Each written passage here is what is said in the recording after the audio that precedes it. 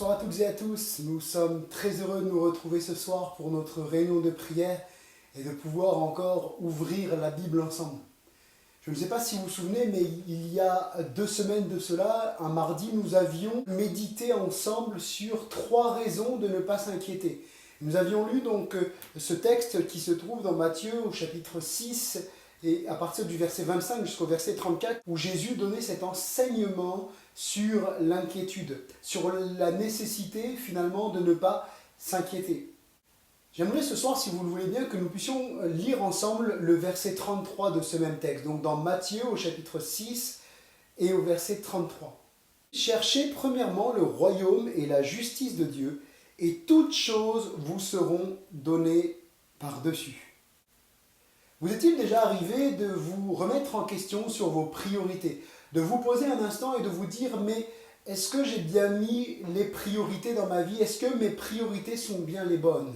Et parfois nous avons besoin de nous remettre en question, de nous poser un moment et de dire « mais où est-ce que j'en suis avec Dieu? Où est-ce que j'en suis dans ma relation avec Dieu, dans ma foi avec le Seigneur ?» Et là, Jésus nous invite au travers de ce texte à chercher premièrement le royaume de Dieu. En premier point, voilà ce que nous devons rechercher, le royaume et la justice de Dieu. Et Jésus ajoute, toutes choses vous seront données par-dessus. Le premier point de ce message, c'est chercher Dieu, notre priorité. Oui, il faut que notre recherche de Dieu soit toujours la priorité dans nos vies. Jésus dit chercher premièrement. Et il est nécessaire pour chacun d'entre nous qui aimons Dieu de tout notre cœur de mettre Dieu en premier dans nos vies. Ce que Dieu veut avoir dans nos vies, c'est la première place. Dieu ne veut pas être relayé au rang de second. Il veut vraiment toute la place dans nos vies. La société de consommation dans laquelle nous évoluons, elle aurait tendance à nous faire plutôt rechercher le toutes choses dont Jésus parle. Toutes choses vous seront données par-dessus. Eh bien, la société de consommation, elle nous présente le toutes choses. Elle nous dit, tu vois-tu comme c'est intéressant? Tu as tellement besoin de ce toutes choses. Recherche le toutes choses. Recherche toutes ces choses dont tu as besoin. Tu en as besoin. Et bien sûr, cette société sait créer des besoins où même à la base, il n'y en a pas besoin. La société nous amène sur le toute chose et nous dit tu as besoin de ce toute chose. Pour être heureux, tu as besoin de ce toute chose. Et Dieu nous dit pour être heureux, tu as besoin de moi. Tu as besoin de me rechercher moi en premier. Voilà ce que Dieu veut. La véritable source du bonheur, finalement, c'est de chercher Dieu de tout son cœur, de chercher toujours plus, à plus le connaître, à être plus proche de lui. Chercher, premièrement, le royaume et la justice de Dieu. Il est important de souligner que nous ne cherchons pas Dieu pour avoir le toute chose dont il est parlé, toute chose par-dessus. Non, nous ne cherchons pas Dieu par intérêt, nous ne nous approchons pas de Dieu par intérêt, mais nous cherchons Dieu parce que nous l'aimons. Je ne cherche pas Dieu pour le toute chose, mais je le cherche lui et lui seul parce que je l'aime de tout mon cœur. Et d'ailleurs, Jésus le dira, tu aimeras le Seigneur ton Dieu de tout ton cœur, de toute ton âme, de toute ta force et de toute ta pensée. Tu aimeras le Seigneur ton Dieu, lui seul, de tout ton cœur. Et il nous est important de chercher Dieu parce que nous l'aimons de tout notre cœur. Ce texte nous dit chercher premièrement le royaume de Dieu. Que peut-on relever dans cette mention, le royaume de Dieu? Dans l'évangile de Matthieu, au chapitre 6 et au verset 10, l'une des premières phrases que Jésus dit en commençant la prière du Notre Père, c'est que ton règne vienne. Notre Père qui es aux cieux, que ton nom soit sanctifié, que ton règne vienne. Voilà ce que nous devons rechercher quand nous venons dans la prière. Voici ce que nous devons rechercher ce soir. Seigneur, que ton règne vienne. Que ton règne vienne dans ma vie. Que ton règne s'établisse de plus en plus dans mon cœur et dans ma vie. La prière doit être avant tout un temps où on cherche Dieu, dans un premier temps, juste pour vivre un temps de communication avec lui, un temps où on vient le chercher, un temps où l'on vient chercher sa présence, un temps où l'on vient chercher le contact avec celui qui nous aime, avec celui qui nous a créés, avec celui qui nous a sauvés. Oui, chercher le royaume de Dieu, c'est laisser Dieu régner entièrement dans nos vies. Prendre ce temps régulièrement de laisser Dieu nous transformer, de laisser Dieu prendre plus de place, prendre toute la place dans nos vies. Parce que nous avons besoin finalement de nous laisser transformer de jour en jour par Dieu, de laisser peut-être nos pensées mauvaises qui voudraient nous accabler être transformés, de laisser Jésus régner en tout point dans notre vie, régner dans nos pensées, régner dans nos cœurs, régner dans nos comportements. Oui, Seigneur, que ton règne vienne. Je veux chercher ton royaume. Je veux que ton règne s'installe chaque jour en moi davantage. Quand nous prions, nous appelons Jésus, Dieu, Seigneur. Et Seigneur, ça vient du grec kurios, qui veut dire maître.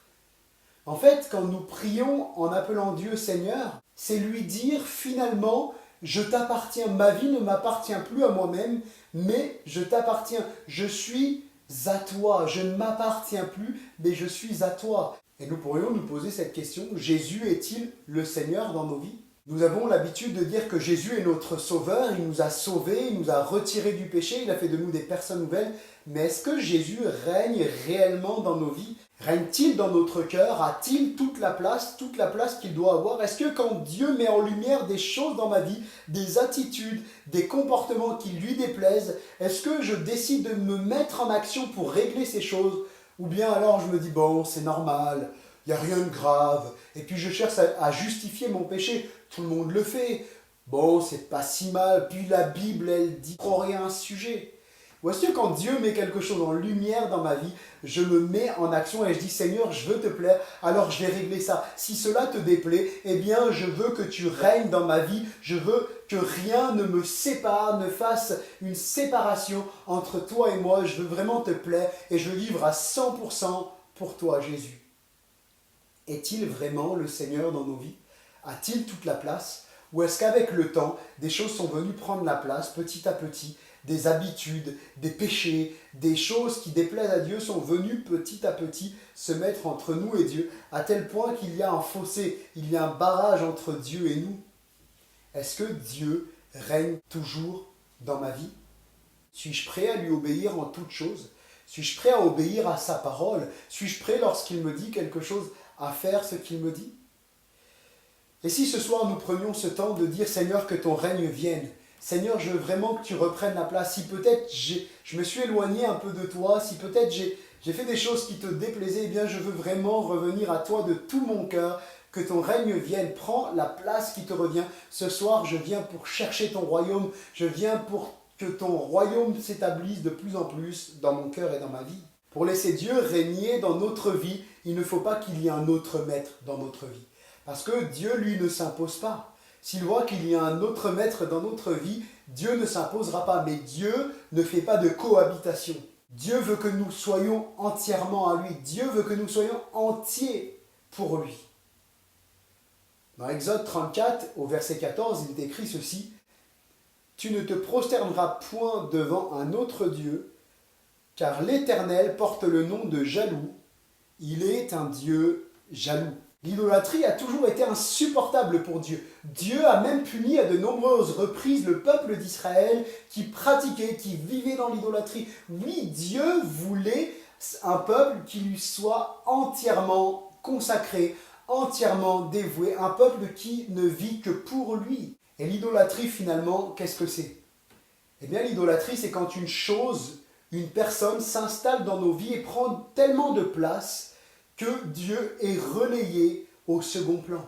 Dieu qui avait la première place dans nos vies, eh bien on a mis quelqu'un d'autre à la place et on a en fait laissé quelque chose, quelqu'un prendre la première place dans nos vies qui ne doit être consacré qu'à Dieu seul. Et ce que Dieu veut, c'est que nous ne soyons pas un peuple idolâtre, que nous ne soyons pas des personnes idolâtres qui ont mis leur petit Dieu dans leur vie. Et puis chacun peut mettre un nom à la place de ce petit Dieu. Certains, ça va être l'argent, d'autres, ça va être un amour tellement extrême pour sa famille. Bien que c'est important d'aimer notre famille, mais notre famille ne doit jamais prendre la place de Dieu dans nos cœurs. Et puis d'autres, ça serait les jeux, ça serait les loisirs, etc.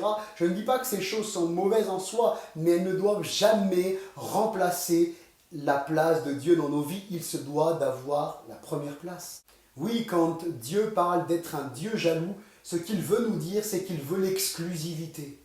Il nous veut tout entier à lui. Le royaume de Dieu, c'est Christ. Dans l'évangile de Luc, au chapitre 10 et au verset 9, Jésus va envoyer ses disciples pour prêcher, pour guérir les malades, et puis il va leur faire cette recommandation dans le message qu'ils doivent prêcher. Il va leur dire, dites, le royaume de Dieu s'est approché de vous.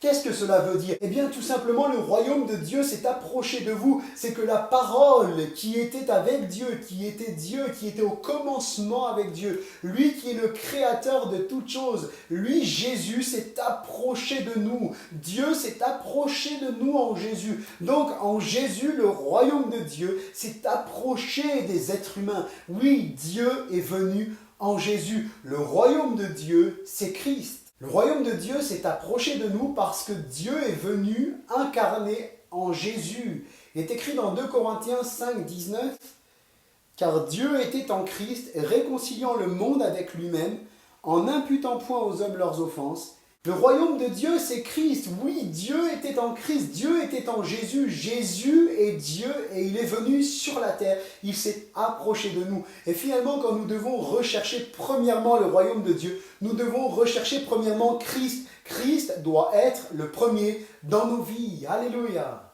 Cherchez la justice de Dieu. Cherchez la justice dans notre conduite.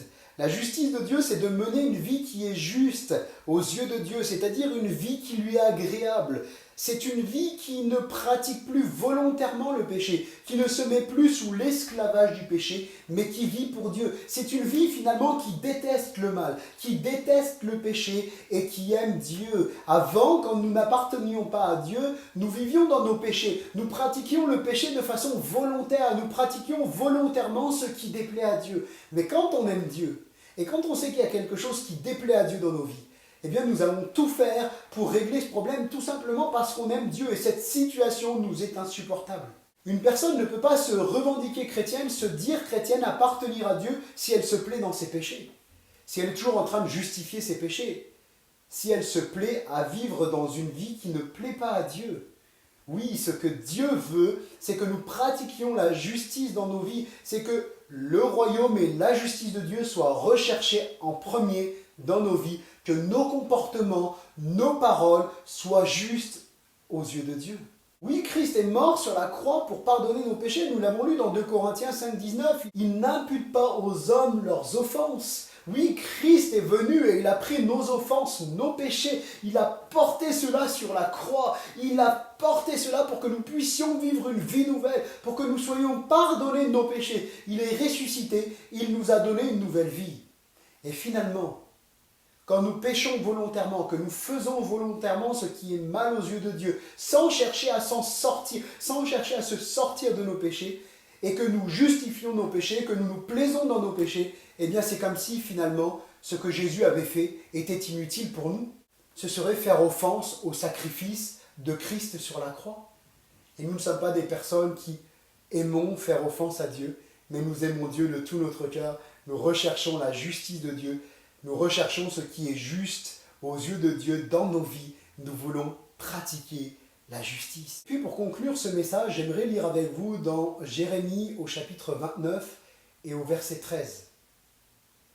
Il est écrit « Vous me chercherez et vous me trouverez si vous me cherchez de tout votre cœur. » Oui, cherchez premièrement le royaume de Dieu et la justice de Dieu. Ce soir, pendant ces temps de prière, cherchons Dieu de tout notre cœur.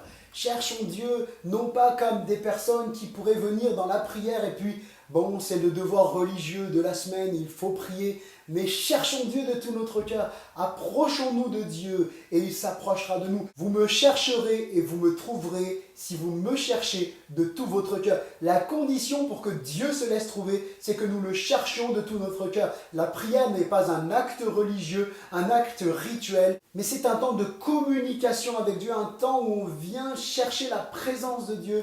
Nous voulons chercher le royaume de Dieu dans nos vies, que son règne grandisse de plus en plus en nous, qu'il ait toujours la première place, et la justice de Dieu, c'est-à-dire à mener une vie qui est juste, qui plaît à notre Dieu. Ce soir, cherchons notre Dieu de tout notre cœur pendant ces temps de prière. Que Dieu vous bénisse. Bon temps de prière à chacun.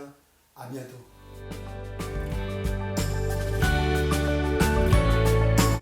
Merci à tous de nous avoir suivis. Nous vous donnons rendez-vous chaque mardi et jeudi à 19h, ainsi que le dimanche à 10h.